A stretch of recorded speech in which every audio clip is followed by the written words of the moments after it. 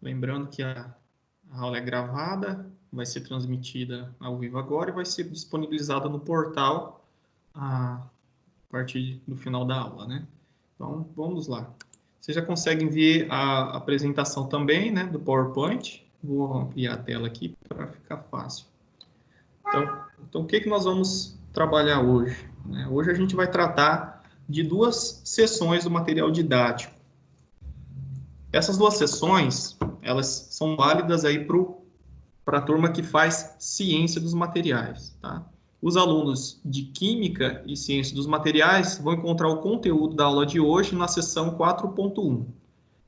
O material didático de Ciência e Química dos Materiais é o mesmo, só que o de Ciência dos Materiais, o conteúdo da aula de hoje está dividido, tá? Entre duas unidades. Então, como o conteúdo é bem próximo um ao outro, então, acredito que a melhor forma de trazer o conteúdo é numa única aula, né? Porque no material de ciência dos materiais trata apenas das propriedades e na seção 4.1 trata do processamento e desempenho dos materiais metálicos.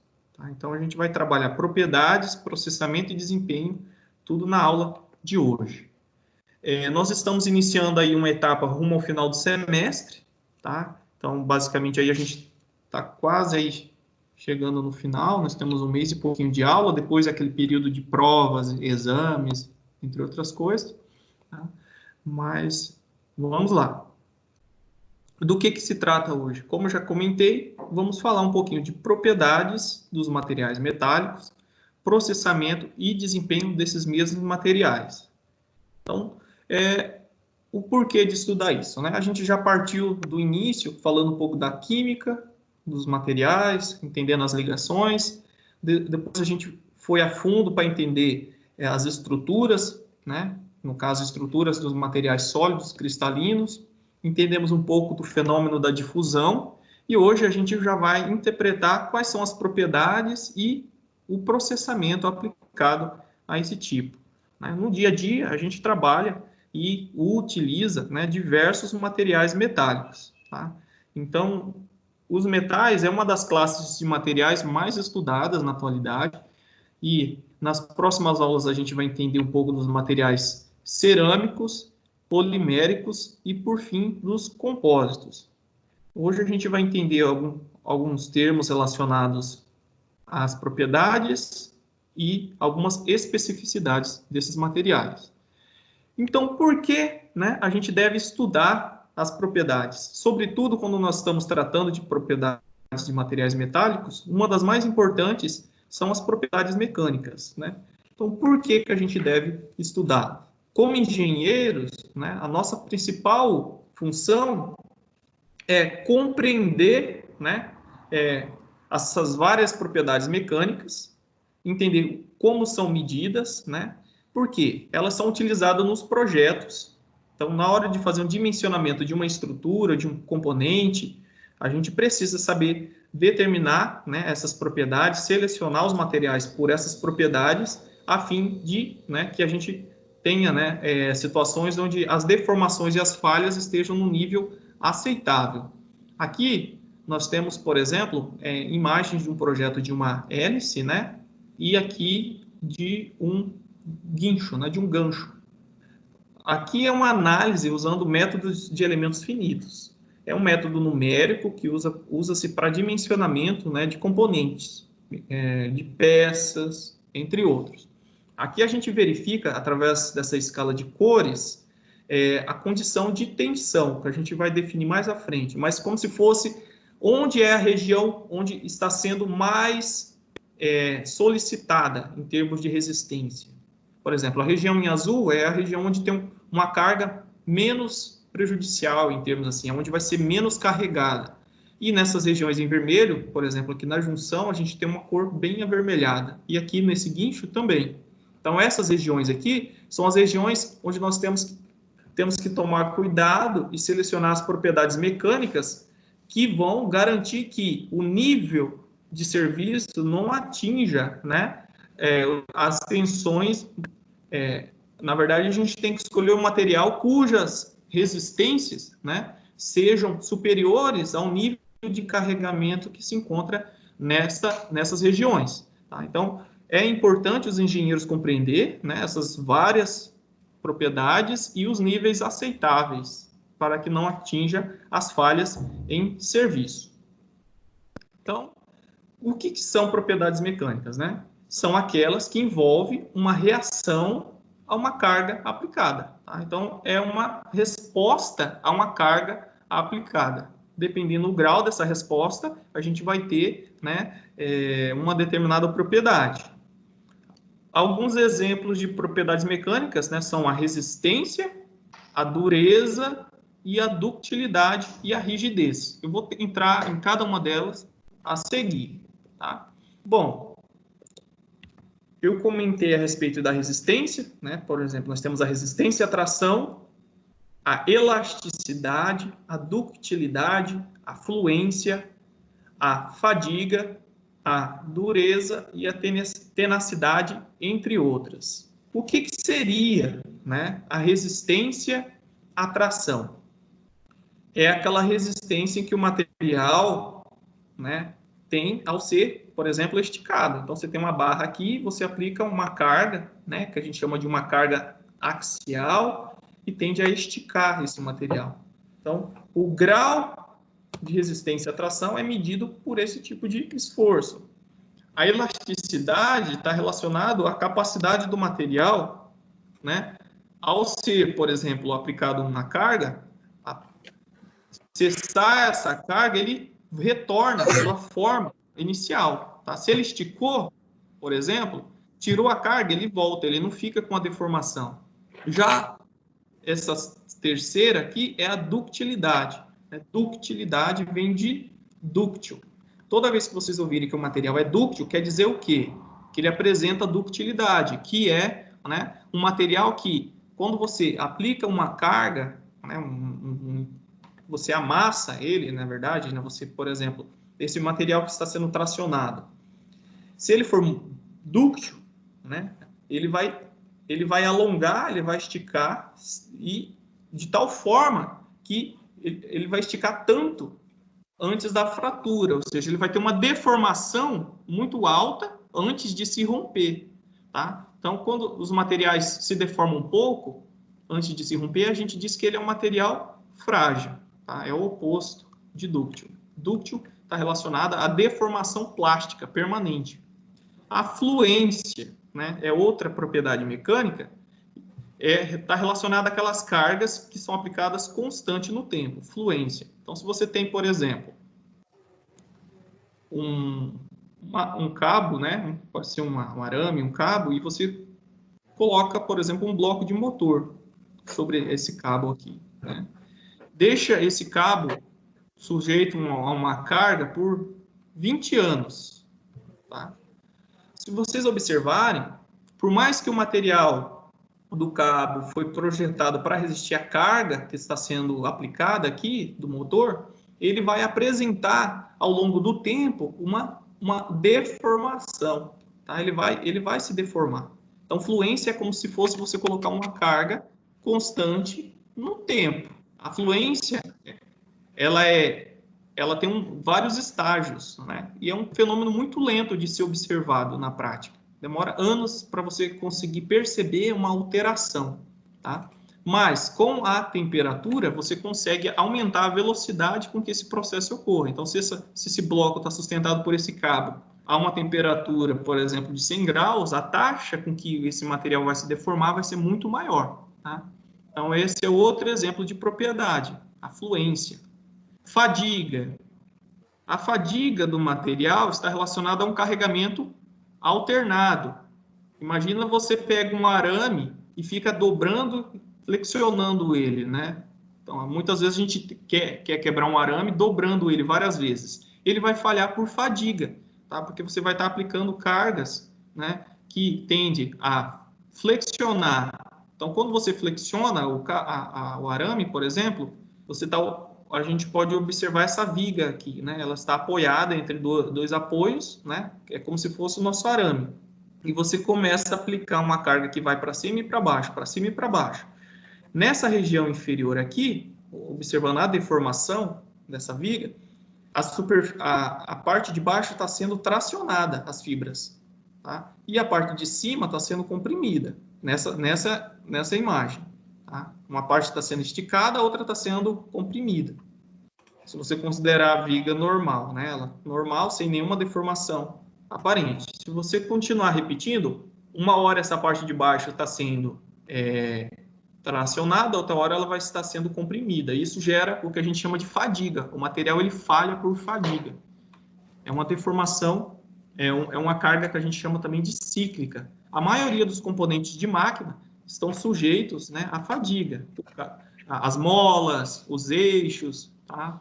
O quadro da sua bicicleta, entre outros. São cargas alternadas. Pode ser, por exemplo, um veículo andando numa estrada com irregularidades. Então, tudo isso, aquela trepidação gera uma vibração, que é um tipo de carga de fadiga também. Ô, professor.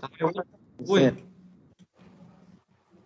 Pode falar. Tá dando um chiado no seu microfone, não sei se é só para mim. Muito alto?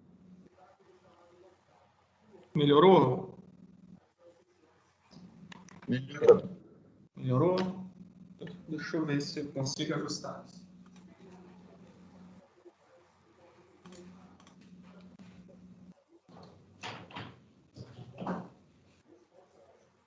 Bom, acho que é porque está perto aqui. Vamos tentar falar agora. Se não melhorar, você me avisa. Tá? Nós temos a dureza, que é o sexto item aqui. A dureza do material, a gente mede ela, né? A gente analisa como sendo um material duro, aquele material que é resistente a um risco. Então, por exemplo, se você pegar uma cerâmica, um piso da casa de vocês, né? E passar um prego sobre ele, você vai ter uma dificuldade muito grande de riscar o azulejo, né? Agora você pega uma superfície de uma madeira e passa, por exemplo, o prego. Vocês vão perceber que a madeira ela é menos dura que o piso. Então, a dureza é uma medida de resistência ao risco, à abrasão, né?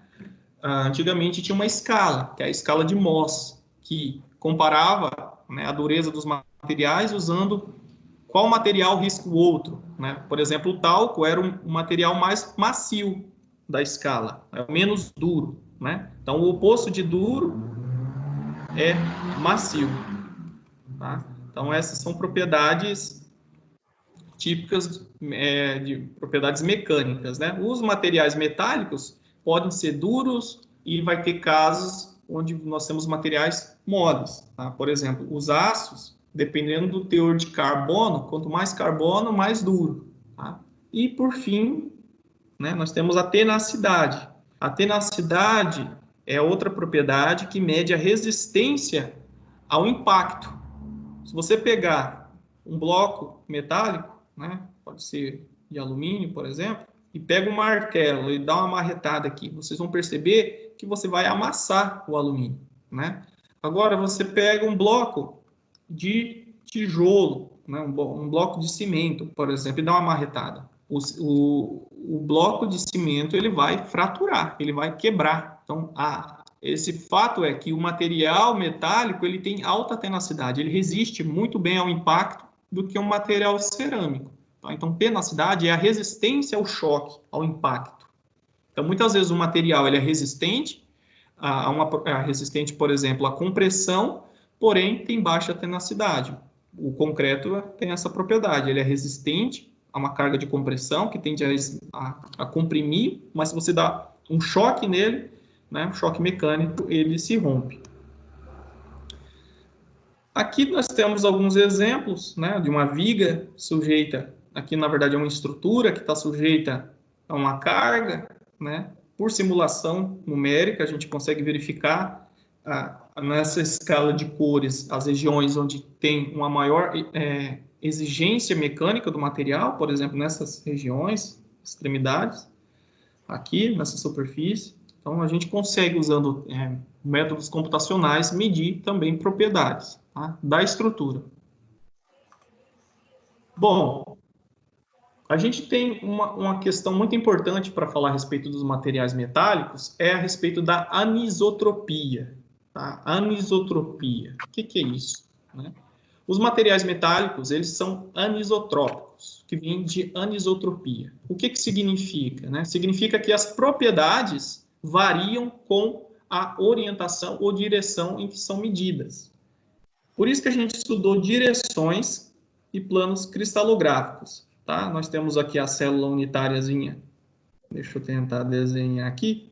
A gente conseguiu medir, né, qual que é o plano que está cortando ao meio essa célula unitária. Por que a gente faz isso? Porque a gente tem que muitos materiais são anisotrópicos. Se a gente medir a propriedade no plano da face, vai ser diferente.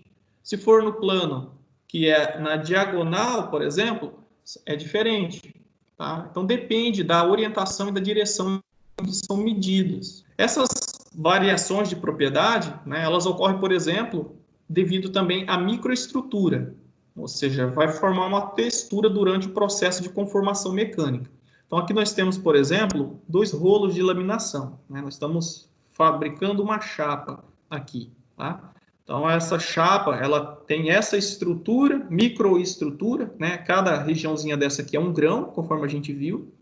Ao passar essa chapa metálica por esses rolos durante a laminação, que a gente chama de conformação mecânica, um processo de conformação mecânica, a gente vai fazer com que os grãos, né, que são os cristais, eles tenham, né, uma deformação. E esses grãos, eles são direcionados. Vocês percebem que eles têm um alongamento preferencial para essa direção. Se a gente submetesse por outro processo, esses grãos poderiam ter uma direção nesse sentido. Tá? Então, essa direcionalidade causada pelo processo de fabricação vai produzir propriedades mecânicas, né, específicas para cada uma dessas direções, ou seja, não propriedades específicas, né, mas a propriedade medida ela vai variar se eu medir nesse sentido e se eu medir nesse sentido. Então, aqui nós temos uma chapa fundida, né, fundida porque passou pelo processo de fundição.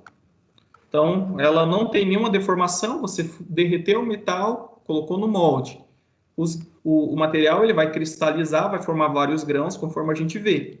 Se a gente passar pelo processo de laminação, a gente vai ter essas texturas. Então, isso aqui a gente está olhando no microscópio. Tá? Então, os grãos são deformados. Então, por exemplo, chapas, placas ou qualquer outra peça que passou por um processo de conformação mecânica vai apresentar, né, uma textura. E essas texturas produzem, né, propriedades que variam com a direção ou orientação que a gente mede. Tá? E isso se dá como nome de anisotrópico. O prefixo aqui, an, significa não, isotrópico significa direções, né? Então, são propriedades que não tem, vamos colocar aqui o termo que fica melhor. An, que é um prefixo de negativo, né? Significa não. Trópico está relacionado com direção, e o iso é igual, né? Igual. Então, se o material é isotrópico, as propriedades são iguais em todas as direções. Se o material é anisotrópico, as propriedades não são iguais em todas as direções, variam. Então, por isso que a gente usa o termo anisotrópico, tá? Só para não ficar uma palavra muito complexa de entender. Tá? Por isso, as texturas internas e também, claro, né, os planos de deslizamento. Então, a célula cristalina cúbica de face centrada vai ter planos de deslizamento dos átomos diferentes de um material com estrutura cúbica de corpo centrado. Tá? Então, depende. Então, essas propriedades dependem. Aqui, só para a gente recapitular. Barras de um determinado material que são obtidas por diferentes processos vão apresentar as mesmas propriedades?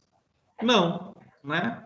Então, por exemplo, nós temos aqui um tarugo de alumínio que acabou de passar pelo processo de fundição, né? E ele foi extrudado na forma de cilindros aqui. Então, se eu pegar esse aqui e passar por 2 rolos para formar uma chapa, ou se eu pegar esse tarugo de colocar, por exemplo, numa forja aqui e amassar, né, para formar um outro tipo de peça, a gente vai ter propriedades diferentes de uma chapa laminada do que por uma chapa forjada, tá? Forja é um martelamento, né? Então, esse aqui, ele martela até formar, por exemplo, um disco, né? Que vai ter tipo uma barriga.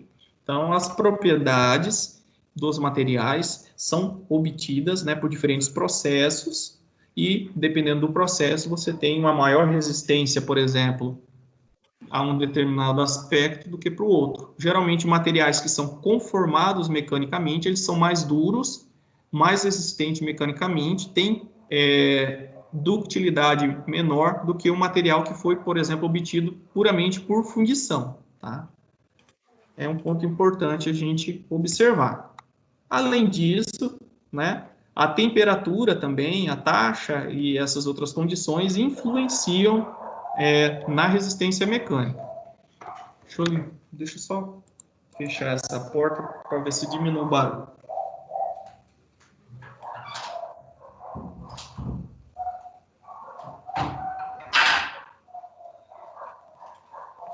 Infelizmente, tem hora que as coisas não contribuem para o silêncio. Mas, enfim, então é importante entender que as propriedades não são constantes e muitas vezes mudam em função da temperatura em que a gente está trabalhando o material, da taxa de carregamento. O que é carregamento? Se a gente, por exemplo, lamina esse tarugo de alumínio por mais de uma vez, então você pode, por exemplo, passar com um rolo, depois passar por rolos menores, até você reduzir uma espessura, né?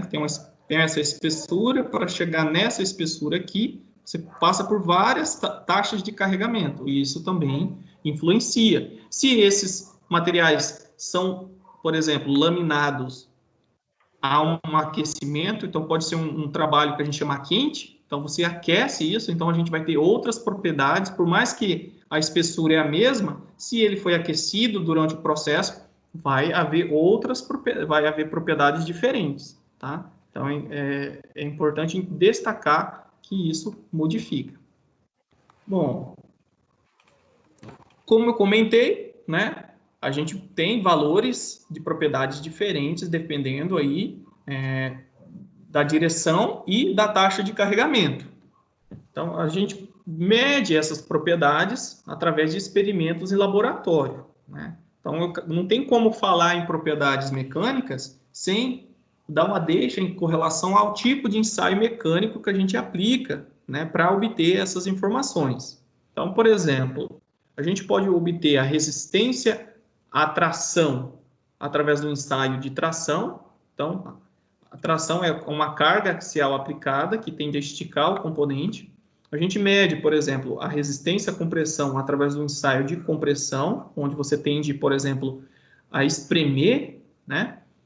Você pode também aplicar um ensaio que é de cisalhamento. Um esforço de cisalhamento é quando você tende, por exemplo, a cortar o objeto, né? Então, se você pega uma fatia de pão, passa manteiga e tenta deslizar uma superfície sobre a outra, esse esforço que você está aplicando é um esforço de cisalhamento, tá? Então, outras vezes você mede a resistência à torção, né? Quando você tende a girar esse corpo, você trava uma parte e torce a outra, né? Então, são formas de obter cuidadosamente, né, essas propriedades. Esses esforços aqui, eles podem ser constantes ao longo do tempo, pode ser aplicados de forma flutuante também. Então, isso aqui é muito variável. Então, são várias outras formas. Eu também esqueci de deixar aqui um desenho que é sobre o ensaio de flexão. Você também pode medir a resistência à flexão. Então, você coloca seu corpo de prova sobre um apoio e aplica uma carga, que vai tentar, né, criar esse comportamento na viga ou no componente, que é uma carga de flexão, né? Aqui essa fibra de cima ela está sendo comprimida, né, e essa de baixo está sendo tracionada. Então, são alguns esforços. Tração, compressão, cisalhamento e torção e, por fim, flexão. Geralmente, né, as peças, os componentes que a gente utiliza na engenharia, eles podem estar sujeitos a carregamentos combinados, né? Por exemplo, um eixo, ele está sob torção, e se ele tiver, por exemplo, uma engrenagem em determinada parte dele, essa engrenagem vai estar sendo sujeita a um carregamento também de outra peça que vai tentar fletir. Então, pode ser torção combinada com flexão, ele pode estar sujeito a tração, sujeito também a uma flexão. Então, são várias possibilidades de você obter informações de propriedades do seu material. Aqui são imagens reais, aqui no caso de um ensaio de dureza. Então, aqui nós temos um corpo de prova, que é essa pastilha aqui, e aqui nós temos o equipamento que chama durômetro. Tá? O durômetro ele vai causar uma pequena penetração aqui. Tá? Então, ele vai como se fosse apertar até criar um pequeno buraquinho aí. É uma penetração. Então, a dureza pode ser medida por risco, né? Ou por uma indentação ou penetração. E ele vai ter uma resposta elástica, né? Então, se você coloca essa ponteira apertando ele, vai causar um pequeno buraquinho. E esse buraquinho ele vai ter uma resposta elástica, ele vai retornar. E na hora que ele retorna, ele vai ter uma escala aqui, né? Que vai medir essa resposta. E conforme for essa resposta elástica que ele tiver, vai definir qual que é a dureza desse material. Isso é uma forma. Tem várias outras formas, que mede a geometria, na verdade, né? A área causada pela indentação, né? Então, essa ponteira aqui tem das mais variadas formas, pode ser uma ponteira trapezoidal, esférica, tá? Depende do tipo de material que você vai estar. Pessoal, quem que tá com o microfone? Deixa eu ver. A Juliana. Tá. Pessoal, vamos manter o microfone desativado para não interromper a aula, tá? Só liga em casos de questionamentos. Então é isso. A gente tem várias formas de medir a dureza. Uns utilizam essa resposta elástica, outros utilizam, né, a área, né? Quando é um material muito macio, né, geralmente essa área de indentação é muito grande. Se o material é duro, geralmente essa área de indentação ela é menor. Tá? Então, são várias escalas. Na Anhanguera, no laboratório, a gente tem equipamentos que podem ser utilizados para fazer esse experimento. É muito tranquilo. Aqui, nós temos um ensaio de fadiga. Fadiga.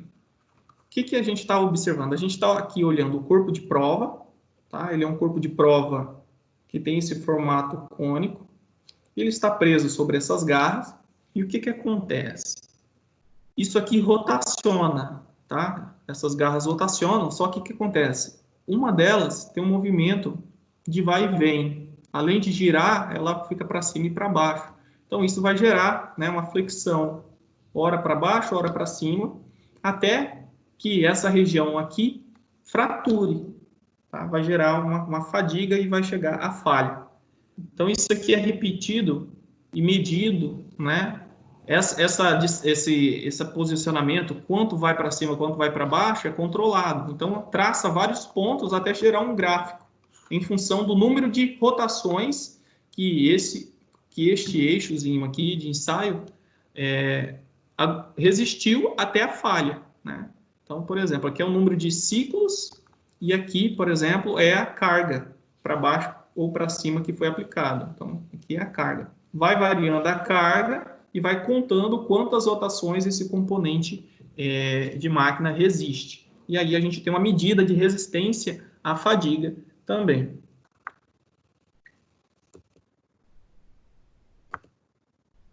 Certo. Vamos falar um pouquinho a respeito do ensaio, né? Depois eu vou falar um pouquinho melhor a respeito do ensaio de tração. Para a gente entender o ensaio de tração, é importante a gente entender um conceito de tensão e deformação, né? O que seria a tensão, primeiramente dita, né? Então, a tensão nada mais é que uma resposta interna que o material tem a uma determinada força aplicada. Então, aqui nós temos esse material prismático e nós estamos aplicando uma força. Esse material ele tem uma determinada área. Internamente, esse material, né, ele vai ter uma resposta a essa força aplicada, e essa resposta a gente chama de tensão. Tá? Então, essa tensão aqui, ela é medida como sendo a força dividido pela área na qual está sujeita. Tá? Então, aqui, essas setinhas em vermelho indicam a tensão. Então, tensão é um estado, né? É um estado de carregamento. Se você pode medir a tensão de tração aplicando uma carga de tração. Você pode medir a tensão de compressão aplicando uma carga contrária, que é compressiva. Né? Então, o material ele vai ter uma resposta reativa. Né? Se você tenta esticar o material, ele tende a puxar de volta. Né? E essa resposta contrária a gente chama, né, de tensão. Tá? É uma resposta interna. Nós aplicamos uma força, que é uma grandeza física, externa ao objeto, e a tensão é essa resposta. A unidade de medida é de força sobre área. Força é dada em newtons, né? E área, a gente usa metros no SI, essa unidade aqui vai ser chamada de pascal. Se a gente usar a área em milímetros quadrados, a gente vai ter o que a gente chama de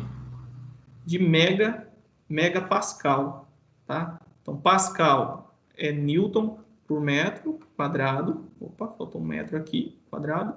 E MPa é newton por milímetro quadrado ou 10 elevado a sexta pascal, tá? Então, 1 MPa é 1 milhão de vezes pascal. São unidades de medida, mas sempre a gente utiliza, né, dentro da área de materiais, a unidade pascal, quando a gente está correlacionando uma área em metros, e milímetros quadrados, quando a gente está usando uma seção milimétrica. Geralmente, as propriedades que vêm nos catálogos, principalmente dos metais, estão na ordem de megapascal. Tá? Então, são materiais extremamente resistentes. A gente entende também que pressão, ela tem a mesma unidade de medida. Tá? Então, pressão é medida também em MPa, só que é muito comum usar bar, né? Que é a unidade que diferencia, mas pressão também é uma força aplicada sobre uma área. Então, pressão e tensão são, em termos gerais, né, medidos ou entendidos da mesma forma. Mas, em termos de materiais sólidos, né, a gente não fala pressão, a gente chama de tensão. Tá? A unidade de medida vai ser a mesma. Agora, o que seria a deformação? Né? A deformação, quando a gente aplica uma tensão no material, ele vai, né, dependendo do grau em que essa tensão atinge, vai resultar numa mudança na forma e no tamanho do objeto. Então, por exemplo, isso aqui foi um corpo de prova. Aqui ele é nessas regiões aqui onde ele é preso na garra do equipamento. Então, ele está preso aqui, né? Nessas regiões. Então, ele está preso aqui por essas extremidades. E isso aqui tracionou ele, né? Então, essa região aqui do centro é essa região que está sendo mostrada aqui, que é a região de fratura. A deformação, ela é medida de várias formas, né? A gente pode medir qual que foi a deformação no diâmetro com que esse objeto teve, qual foi a deformação que ele obteve no alongamento, ou seja, quanto ele esticou antes de se romper, que é representado aqui por essa equaçãozinha. Tá? A deformação é dada pelo comprimento inicial, né, menos o comprimento final, dividido pelo comprimento final. A gente vai ter um valor numérico que não tem dimensão. Então, por exemplo, a deformação é um valor adimensional. Às vezes a gente utiliza em percentual, né? Por exemplo, a deformação longitudinal, que é no comprimento, foi de 5%. Então, quer dizer que ele teve uma deformação de 5%. Ele ficou 5% maior no final do ensaio. Essa deformação a gente chama de deformação de engenharia, porque geralmente no ensaio de tração, o corpo de prova, né, a gente sabe que tensão é força por área, né, e a gente percebe, à medida que o material está sujeito a uma força, a gente percebe que ele vai afinando, ele vai criando uma barriga aqui, né, então essa área muda. Então, se essa área muda, a tensão também muda. Nos ensaios, a gente considera uma deformação de engenharia. A gente considera que a área ela é constante, não muda, tá? Porque vai chegar um ponto no gráfico, que eu vou mostrar mais adiante, que isso acaba sendo irrelevante até certo ponto, para fins práticos, tá? Então, a gente considera uma deformação de engenharia porque é onde a gente analisa que a seção transversal, que seria essa área, ela é constante no tempo. A única coisa que muda é o alongamento. Quando a gente analisa a variação instantânea da área, aí a gente tem uma deformação real, né? E uma tensão real. Então, esse é o equipamento, sim, de forma esquemática, né? Então, aqui é o corpo de prova, ele pode ser rosqueado aqui nas garras, ou ele pode ser travado aqui. É colocado um extensômetro, que é um equipamento que vai medir essa deformação.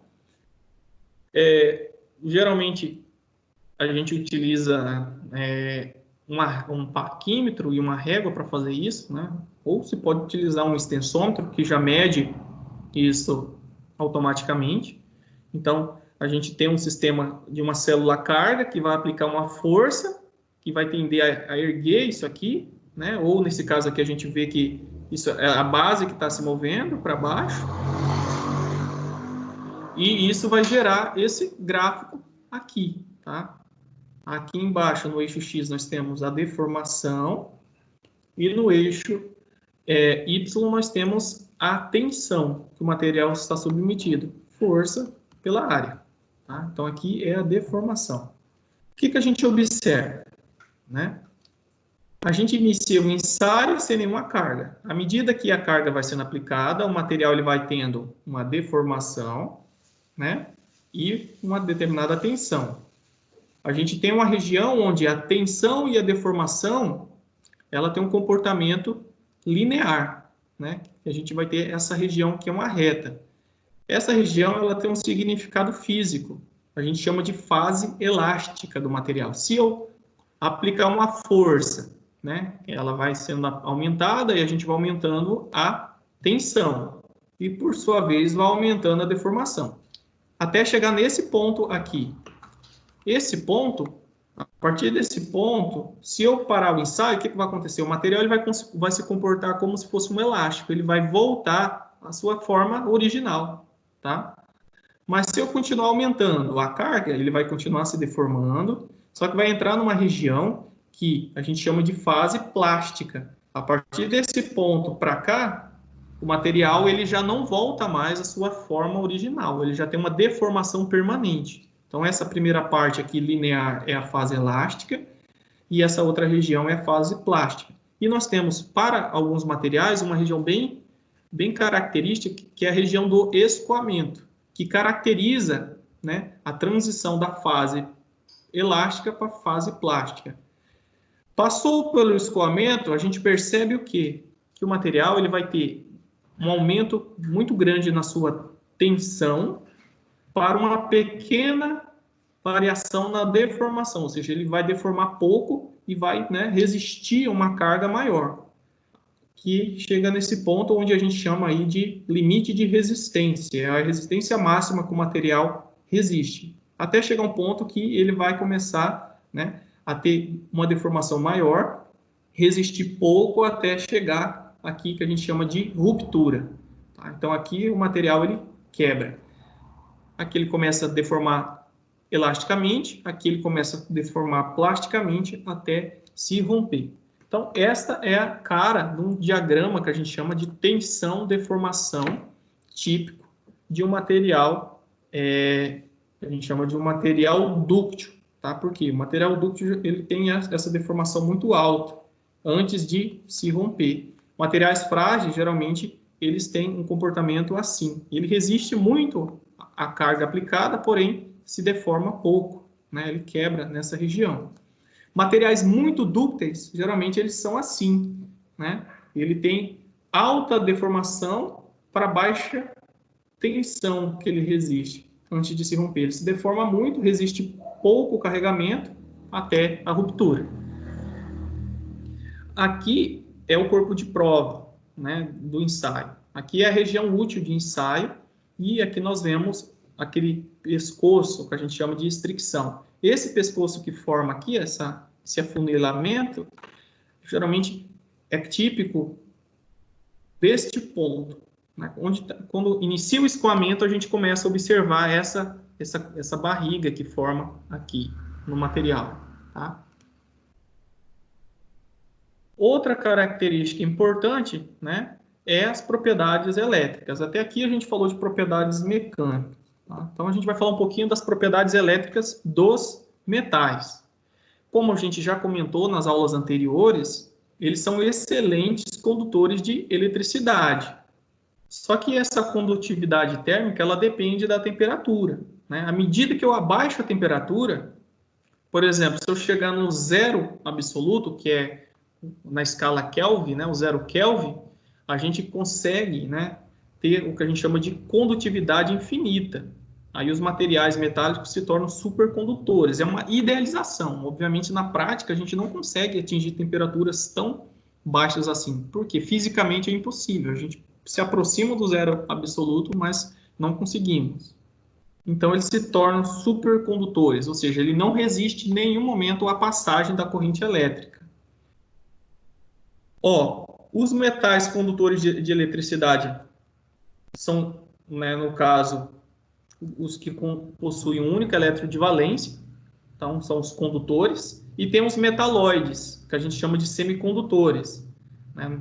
Esses metais semicondutores, eles possuem, né, 4 ou mais elétrons de valência, tá? Então, eles causam, né, uma baixa condutividade térmica, condutividade elétrica, né? Eles são ineficientes devido a esse fenômeno, né, que é necessário. Os elétrons livres, né, produzidos aí na camada de valência. Então, essas são uma das características. Eles podem ser bons condutores e, à medida que a gente diminui a temperatura, a gente aumenta essa condutividade e o único elétron de valência dá essa característica de condução. 4 ou mais elétrons, né, a gente tem o que a gente chama dos metalóides ou semicondutores. Não são bons condutores de eletricidade. Outra propriedade, né, que está associada às propriedades elétricas é a resistividade, né? A resistividade avalia o quão fortemente o metal se opõe ao fluxo de corrente elétrica, né? A resistividade é o oposto, né, de condutividade. No caso aqui nós temos uma lâmpada, né?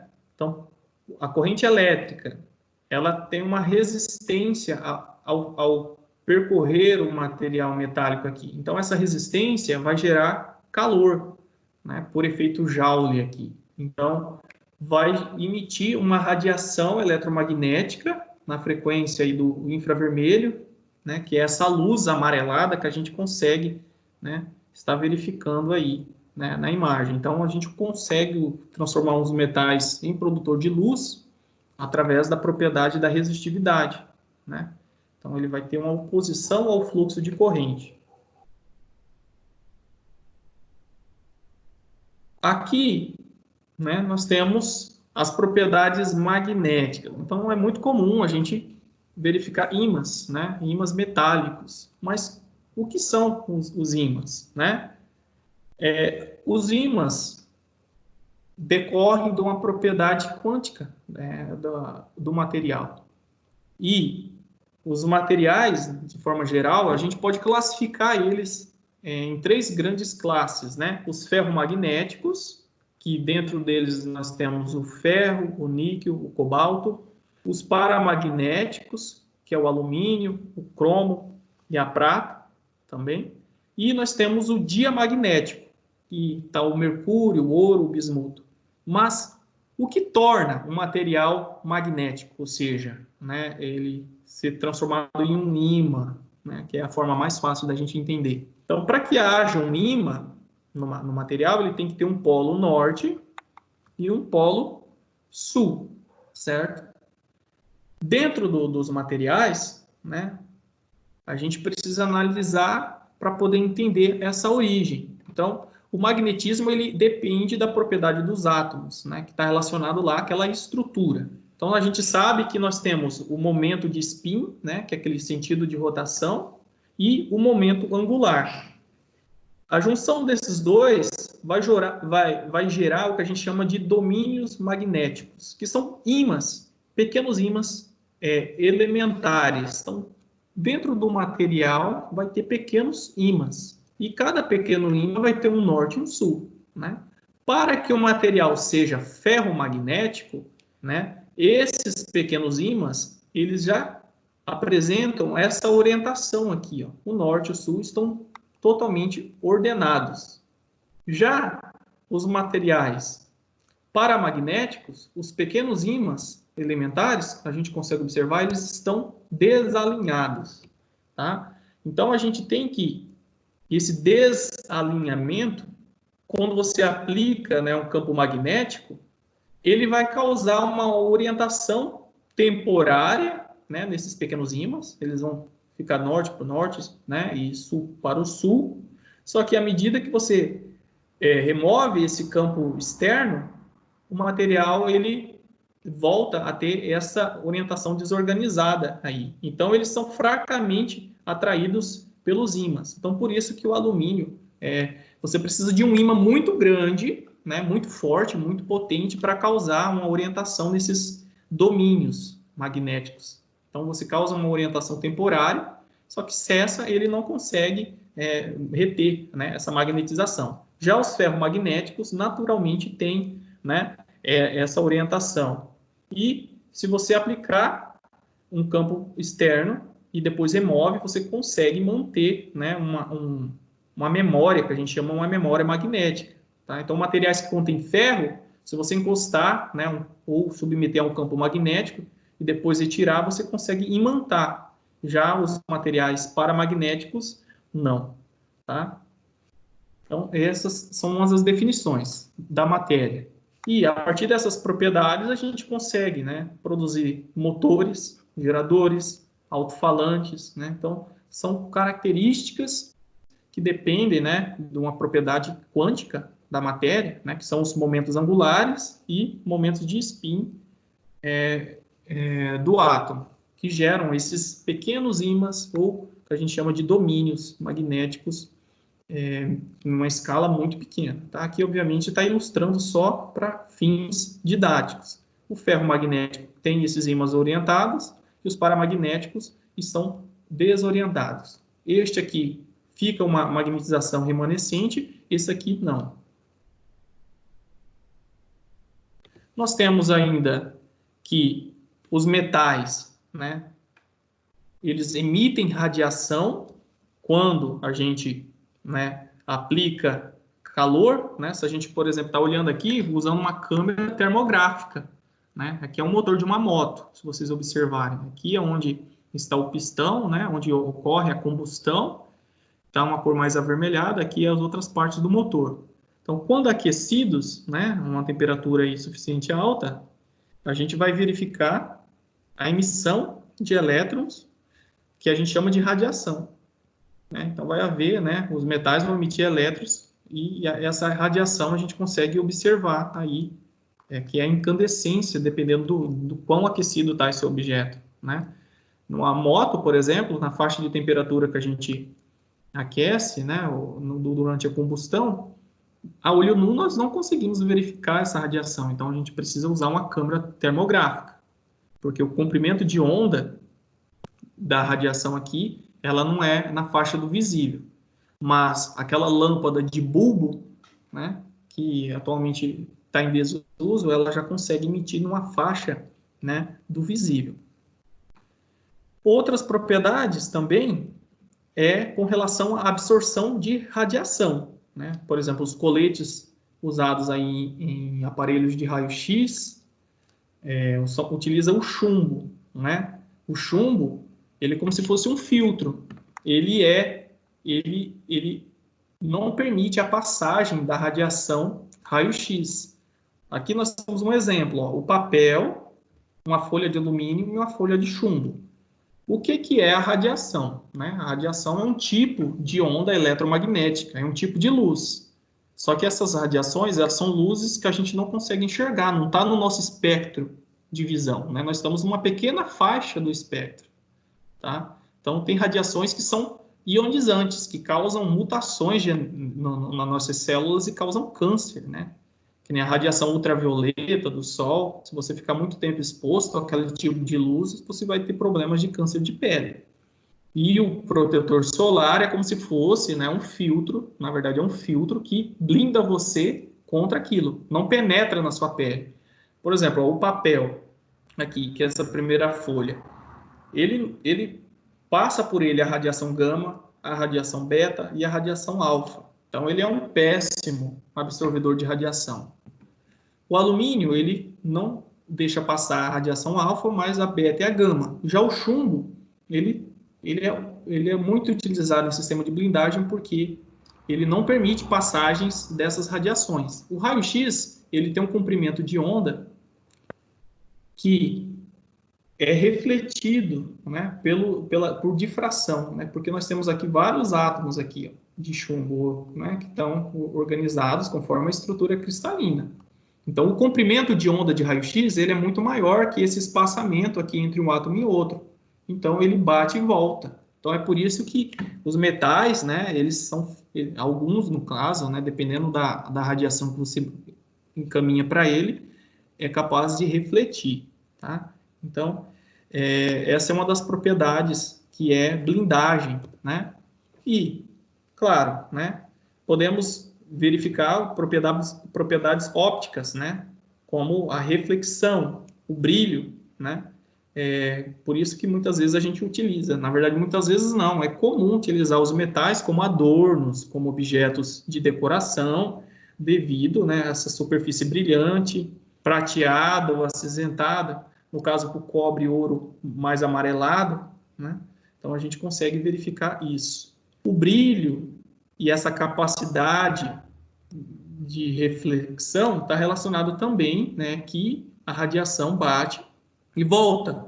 No caso aqui, radiação no espectro visível, né? A luz não consegue passar por ele por causa da difração, né? A difração é um fenômeno óptico onde a luz ela não consegue passar, né, pela rede cristalina do material. Quando o comprimento de onda e de radiação é menor que esse espaçamento atômico, ele passa, né? Mas com a luz ela tem um comprimento de onda muito maior do que o espaçamento entre um átomo e o outro, ela é refletida, tá? Então, essa aparência atraente, bonita, de joias, está relacionado a isso. Comentando, né, comentamos até agora a respeito dessas propriedades mecânicas, elétricas, né, e um pouquinho das magnéticas, ópticas. Agora vamos falar a respeito do processamento, tá? Processamento e desempenho dos materiais metálicos. Aqui nós temos nessa imagem vários tipos de peças, né? Nós temos parafusos, porcas, aqui o componente de máquina, flanges, entre outros. Graças ao processamento dos metais, a gente consegue obter esses vários tipos de peças, tá? Analisando essa imagem,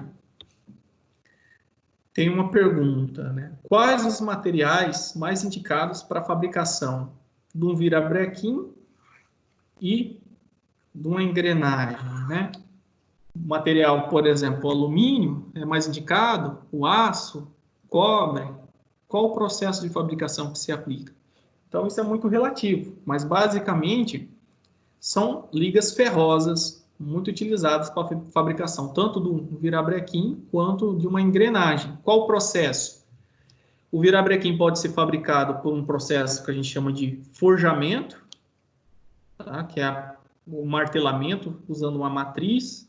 A engrenagem pode ser fabricada também por forjamento ou por usinagem. Usinagem é como se fosse... usinagem é um processo de desbaste, né? Você vai desgastando o material para formar esses dentes, usando várias formas de ferramentas. Então, existem várias técnicas, tá? A gente pode melhorar as propriedades dos materiais, né, de várias maneiras. A gente pode usar pelo processamento, como eu comentei, eu já antecipado. A gente já viu também que por adição de impurezas, usando, né, elementos de liga, então a gente consegue dar as características necessárias para aplicação, dependendo aí do tipo, né, de processamento ou adição de impureza. Uma questão crítica dentro da área da engenharia, quando se trabalha com materiais, é a seleção, né? Porque nós temos atualmente muitos materiais disponíveis.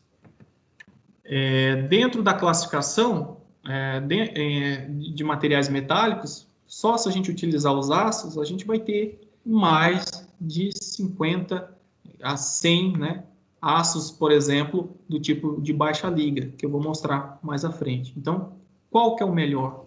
Então, isso é resolvido de acordo com o projeto que a gente está trabalhando e qual é a aplicação, tá? Então, a gente depende da característica do projeto, porque é a partir delas que a gente vai saber definir quais são as propriedades, se é resistência à corrosão, se é resistência ao impacto. A gente classifica, né, os materiais metálicos em metais ferrosos e não ferrosos. Essa classificação está com base na sua composição química. Os materiais ferrosos, como o próprio nome diz, são metais que têm ferro na sua composição química. Os não ferrosos são materiais que não possuem ferro, por exemplo, alumínio, o ouro, o cobre. Agora, o ferro, nós temos aí os aços, tá? Os aços e ligas, né, que contêm o ferro na sua composição. Falar um pouquinho dos metais ferrosos e ligas, né? Esses são os mais utilizados, né? São produzidos aí em quantidades muito grandes. Primeiramente porque é uma matéria-prima abundante, né? Tem muito na natureza e, tecnicamente, para se processar os metais ferrosos, o domínio da técnica está bem estabelecido, né? Só que tem algumas questões. Os metais ferrosos, geralmente, eles são muito pesados. Então, se for produzir uma estrutura de um avião com um aço, vai ter uma estrutura muito pesada. E isso é muito prejudicial para esse tipo de situação onde se requer alta leveza. Os metais ferrosos também tem como questão técnica, né, a corrosão. Então, são materiais muito suscetíveis à corrosão. Apesar de ter um processamento e propriedades bem interessantes, tem que a densidade alta e a corrosão sendo dos critérios negativos, né, na seleção. Quando nós temos o carbono como elemento de liga, ou seja, uma liga de ferro com carbono, dependendo da quantidade de carbono que a gente tem nessa junção, a gente pode ter os aços ou ferros fundidos. Quando o teor de carbono não ultrapassa 2,14 em peso do total da mistura, a gente está falando de aços. Se o percentual de carbono for superior a 2,14, a gente está chamando aí de uma nova classe que é os ferros fundidos. Tá? E quando nós não temos, né, ferro na ligação, a gente está falando de metais ou ligas não ferrosas gerais. Tá? Então é importante lembrar o que é um aço, o que diferencia um aço de um ferro fundido comum. Está relacionado ao teor de carbono. Inferior a 2,14 é aço, acima é ferro fundido. Tecnicamente, né, não se tem comercialmente disponível ou de fácil acesso aços com teor de carbono superior a 1%, porque ele se torna, né, muito quebradiço. Então, aqui nós temos um exemplo, né, da estrutura cristalina do ferro. Então, aqui nós temos o ferro e, por uma impureza intersticial, adiciona o carbono. e aqui nós temos uma liga ferro-carbono, certo? Que produz o aço. Só que a gente melhora essas propriedades do aço adicionando outros elementos químicos, por exemplo, o cromo, o níquel, o molibdênio, o tungstênio, entre outros. Quando nós adicionamos esses elementos de liga, né, a gente está querendo aumentar, por exemplo, a resistência à corrosão, por exemplo, o cromo, o níquel, a sua resistência mecânica, entre outros aspectos técnicos, né? Então, não necessariamente é só ferro e carbono.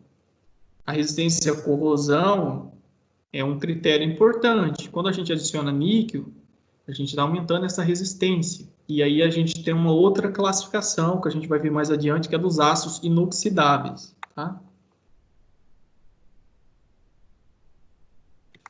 Como eu já comentei, né, nós temos que as propriedades mecânicas, elas são sensíveis ao teor de carbono. Tá? Então, quanto mais carbono eu adiciono, o material ele se torna mais duro, ou seja, ele resiste mais ao risco, porém ele é menos dúctil, ou seja, ele se deforma pouco antes de quebrar. Então ele é menos plástico, né? Sua deformação plástica é menor. Como eu disse, né? Os aços têm teor de carbono, né? Percentual em peso de carbono até 2,14%. Só que comercialmente esse valor fica abaixo de 1%. Então, os aços são classificados aí em baixo carbono, médio e alto. Os aços de baixo teor de carbono são aqueles que têm até 0,25%. E aqui nós temos a microestrutura. Tá? Então, a gente olha no microscópio, a gente vê essa estrutura. Esses aços de baixo teor de carbono, eles são muito maleáveis, né? A gente consegue deformar mecanicamente, são macios, a gente consegue, por exemplo, trabalhar ele, moldar, né? Usando ferramentas para fabricar, por exemplo, chapas, perfis, né? Carcaças de automóveis. Então, são aços baratos, tipicamente, né? Então, a gente consegue encontrar aí chamados de aço 1010, 1020, né? São os aços chamados de aço baixo teor de carbono.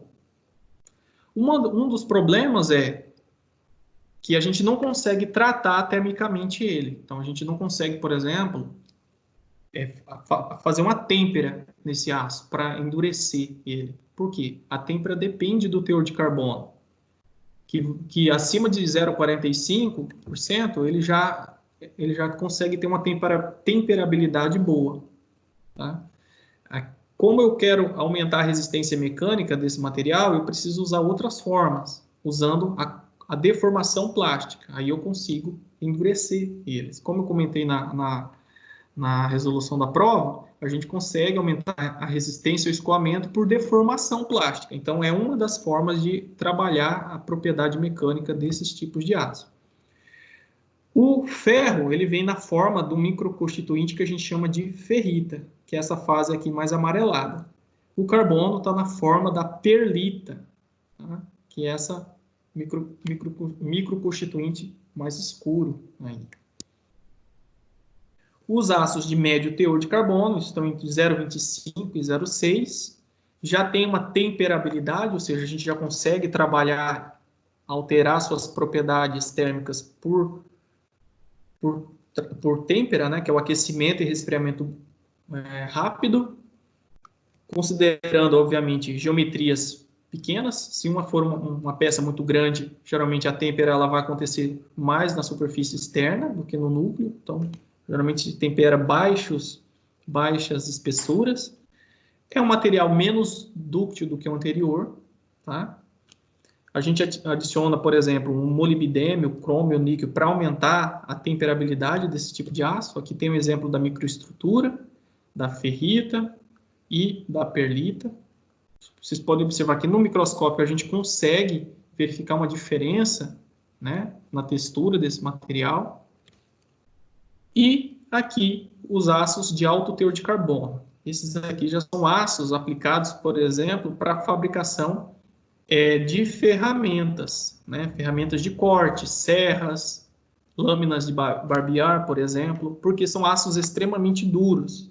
Já esses aqui já são usados, por exemplo, para fabricação de engrenagens, virabrequins, rodas férreas. Tá? Ele tem uma dureza, tem uma resistência interessante, só que ainda a gente consegue trabalhar eles. Já esse aqui é para materiais que requer uma alta resistência ao desgaste, devido ao alto teor de carbono. Aí.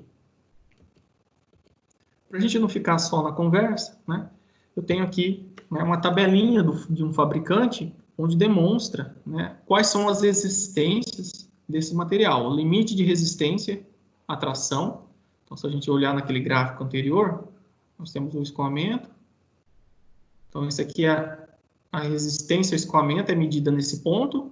A resistência à ruptura é nesse ponto. Então, o limite de resistência para um aço 1010, ou seja, que tem 0,1% de carbono, é 325. O aço 1020, que tem 0,2% de carbono, tem uma resistência mecânica superior. Tá? Então, a gente tende a aumentar essa resistência.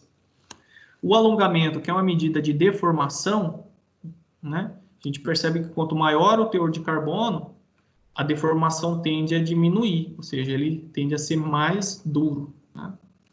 Então, é uma forma da gente interpretar o percentual da composição com as suas propriedades mecânicas. Nesse outro gráfico, né, dessa figura, a gente visualiza aqui no eixo, aqui tem dois eixos Y, nesse eixo é a resistência à tração, tá? Nesse outro eixo é o alongamento que o material sofre, a gente pode ter uma medida de ductilidade, e aqui a quantidade de carbono. Então, vamos olhar primeiro o comportamento da resistência do aço. É aquela mesma tabela, só que plotada aqui. À medida que a gente aumenta o percentual de carbono, a gente percebe que a resistência mecânica, ó, ela sobe. Porém, de forma contrária, a ductilidade do material, ela cai. Tá? Então, não dá para ganhar sempre. Então, uma coisa vai influenciar na outra. Trazendo aquele mesmo gráfico que eu comentei no início, a respeito dos diagramas tensão-deformação, se vocês observarem, ó, o ferro puro, ele é muito dúctil. Né? Aqui é a tensão e aqui é a deformação. Se a gente observar, ó, ele resiste a uma tensão muito baixa. Com uma tensão muito baixa, ele se deforma muito. O aço com baixo teor de carbono, ele já tem, né, um comportamento mais de maior resistência. Mesmo assim, ele se deforma muito antes de se romper. Essa é a deformação dele e essa é a deformação do ferro puro. Aumentando o teor de carbono, né, um aço com alto teor de carbono tem uma alta resistência mecânica e uma deformação menor. Tá? Já o aço temperado, que é um aço de alto teor de carbono aquecido e resfriado muito rapidamente, a gente percebe que ele se deforma muito pouco e, porém, tem uma alta resistência mecânica. Então, a gente consegue inferir nessas informações com base no tipo de material. Retornando da quarentena, a gente vai fazer um ensaio de tração-deformação, de tensão-deformação, perdão, no laboratório lá da universidade, para vocês entenderem como é feito esses gráficos. Bom, eu comentei agora há pouco, né, de aço 1020, 1010, né, aqui 1010, 1020, e tem outras nomenclaturas. Tá? Cada uma dessas nomenclaturas, ela serve para identificar, né, qual que é o elemento de liga que tem no aço, quantos por cento de carbono tem, tá? Se ele passou por um processo de tratamento térmico, ou seja, além de ter aquela composição, será que ele foi resfriado rapidamente ou lentamente? Se ele foi deformado ou não? Então, existem normas responsáveis para classificar e especificar, né, os aços e as ligas metálicas. Nós temos a AIST, né, que é a American Iron and Steel Institute, que é o Instituto Americano, né, de Aço e Ferro. Nós temos a SAI, que é a Sociedade Automotiva de Engenheiros, né, de Engenheiros Automotivos, e a STM, que é American Society for Testing in Materials, que é a Sociedade Americana de Testes e Materiais. E no Brasil, nós temos a ABNT, né, que também tem uma forma de criar, né, uma classificação. Então, isso varia muito. Tomando como base, né, para a gente não ficar nessa classificação, vocês podem depois pesquisar, conforme o tipo de norma, como interpretam os números. Mas, por exemplo, para a SAI e a AISE, né, a gente utiliza, né, para os aços 4 dígitos. Os 2 primeiros dígitos aqui estão correlacionados com o tipo de liga e os últimos a quantidade de carbono. Por exemplo, o aço 1020. Tá?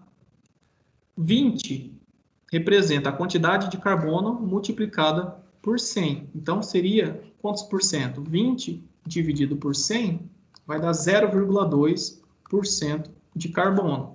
Um aço 1010, né, é 10 dividido por 100. Então, é 0,1% de carbono. Tá? Então, essa é uma das nomenclaturas. O primeiro índice aqui indica, né, que é um aço carbono típico. Já, né, para os aços liga, que tem, né, por exemplo, molibdênio, entre outros, né, são especificados com outras combinações, outros dígitos são inseridos aqui. Então, aços carbono comuns, né, nós temos o índice 1 e os 2 últimos estão relacionados à quantidade de carbono. É uma das nomenclaturas. Não se prendam como se fosse 100% essa nomenclatura, porque depende, né, da norma. Então, por exemplo, A36 é um tipo de aço, A516, classe 70. Então, tem que consultar a norma para verificar, né, o que o índice A representa, né? A classe 70, para poder entender que tipo de aço é aquele. Tá? Então, de forma mais comum, que é os aços carbono simples, é fácil, né? A gente só vai com base aí no índice, nos 2 últimos índices que estão relacionados à quantidade de carbono.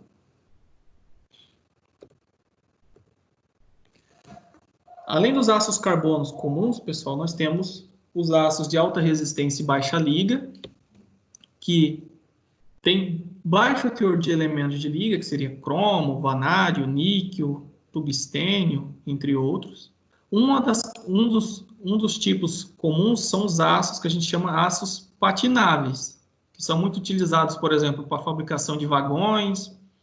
Por exemplo, aqui nós temos essas pontes. O ácido patinável, ele tem fósforo na sua composição, né, que vai reagir com o oxigênio e vai formar uma camada de óxido aqui, que tem essa coloração, né? Tem, além, claro, do fósforo, tem o cobre, que vai gerar essa coloração mais avermelhada.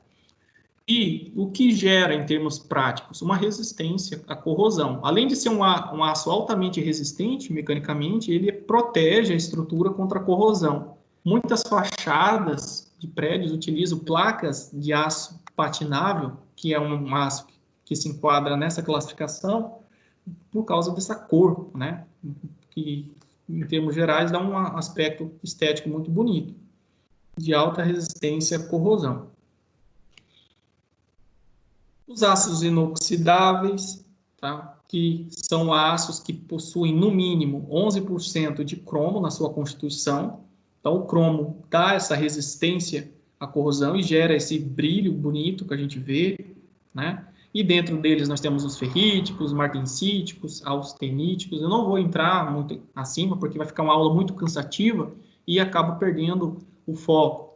Mas dentro dos ácidos inoxidáveis nós temos 3 classes, que é os ferríticos, que tem como ferrita na sua constituição, o martensítico, que está relacionado à martensita, e a austenita, que é o outro microconstituinte. Cada um desses tipos, um desses vão apresentar propriedades ferromagnéticas, os outros não, tá? Porque cada um desses microconstituintes tem propriedades diferentes. Mas todos eles são resistentes à ação de intempéries atmosféricas, né? Que eles resistem muito bem à corrosão, graças ao cromo.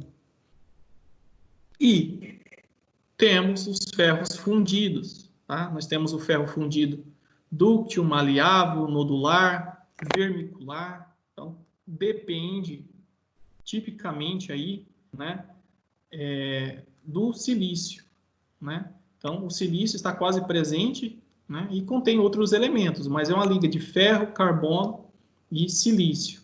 Na prática, aí, ó, o teor de carbono vai em torno de 3 a 4,5%, junto com o silício. Devido a esse percentual de carbono, a gente consegue, né, reduzir a temperatura de fusão do material. Então, em termos de gasto energético, o ferro fundido é mais fácil de se obter do que o aço por causa das baixas temperaturas ou temperaturas inferiores requeridas para os aços. Tá? Então, se você tiver curiosidade, entender um pouco, vocês precisariam entrar no que a gente chama de diagrama de fases para entender, né, por que o ferro fundido é mais fácil de atingir, né, o ponto aí de fusão. E nós temos o cinzento, o nodular, que é o dúctil. O ferro fundido nodular, ele tem características típicas aí próximas do aço, né? Nós temos o maleável, o branco e o vermicular. Vou falar um pouquinho do ferro fundido cinzento, que ele é um ferro fundido que tem uma propriedade mecânica interessante, né? Aqui nós temos uma máquina, né? E aqui a sua base, aqui que está em azul aqui, também esses apoios, são fabricados por ferro fundido cinzento. Se fosse fabricado em aço e a gente colocasse essa máquina submetida a uma vibração, a gente observa esse comportamento. À medida que vai diminuindo essa vibração, quer dizer que a energia está sendo dissipada. E nós temos uma escala aqui no tempo, tá? O tempo, por exemplo, em segundos, que demora para absorver a vibração. Então, se essa máquina está ligada, a vibração, se fosse uma base feita em aço, demoraria muito mais tempo para ser dissipada.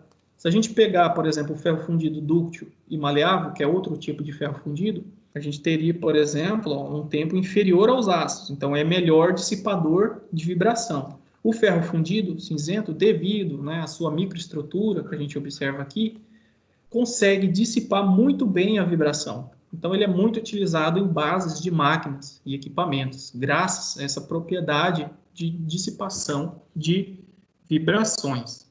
Além, claro, né, de resistência ao desgaste também. O nodular, quando a gente olha a microestrutura, nós vemos esse formato aqui, né, em nódulos, certo? Então, por isso que dá esse nome. Tem propriedades próximas aos dos aços, como eu comentei. Então, é utilizado, por exemplo, em válvulas, para vapor, produtos químicos, cilindros de papel, virabrequins e engrenagens. Temos que comentar a respeito do branco, vermicular, mas isso fica como uma revisão e curiosidade de vocês para tratar de cada uma dessas aplicações. Tá? Quando a gente vai falar, pessoal, a respeito das técnicas para a fabricação de peças metálicas, a gente tem várias. Então, dentro da engenharia mecânica ou engenharia de produção, vocês vão ter 3 disciplinas que tratam a respeito de cada um desses grandes grupos. Tem as operações de conformação. Conformação está relacionada à deformação. Então, você produz peças por deformação. E nós temos a fundição, que você produz peças através do processo de fusão, né? Você vai usar calor. E nós temos técnicas diversas, que dentro elas tem a soldagem, né? A parafusagem e a metalurgia do pó, que você pega o material metálico e transforma ele em pó, como no caso do tungstênio, que é um metal de ponto de fusão muito alto, então você acaba por fundição não conseguindo moldar peças por fundição, então você transforma ele em pó e aplica uma pressão, né? Com um aquecimento você consegue moldar ele numa peça, por exemplo.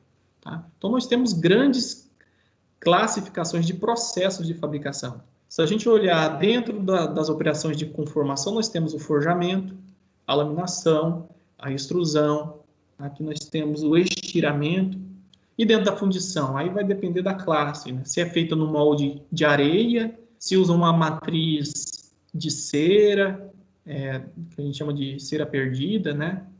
Nós temos também a fundição contínua, entre outros. E como eu já comentei, né, temos a soldagem, que é a aplicação, né, de uma corrente elétrica, ou pode ser a partir de uma chama localizada. Considerando, né, essa grande quantidade de processos, eu proponho uma atividade para vocês, tá? Que é utilizar essa imagem aqui e escolher, né, conforme interesse de vocês, um desses processos que for de maior interesse e pesquisar, né, sobre essa técnica. Então, uma das técnicas, pesquise, né, sobre uma das principais técnicas e faça um manuscrito, ou seja, escreva no seu caderno um resumo pequeno, né, que coloque os princípios básicos desse processo, né, o que utiliza, para que tipo de peça é utilizado, ou tipo de produto.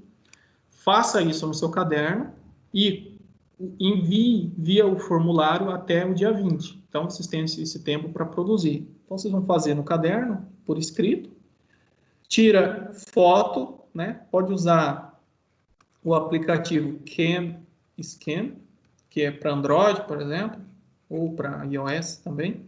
Vocês baixam esse aplicativo, você tira a foto, ele já converte em PDF. Aí o arquivo em PDF, vocês vão no formulário e anexam. O formulário vai ficar na seção 3.1, tá? Então, 3.1 para o curso de Ciência dos Materiais e 4.1 para o curso de Química e Ciência dos Materiais. Tá? Então, vai estar lá o link para vocês fazerem. Tá? Então, essa é a atividade que vai visar reforçar essa parte das técnicas. Beleza? Esse livro aqui foi utilizado parcialmente na aula, que é o livro do Callister, mas o material didático vocês têm 100% do conteúdo da aula. Algumas imagens foram obtidas desse material. Pessoal, se vocês tiverem qualquer dúvida, tá? Estou aqui para a gente conversar. Nenhuma dúvida?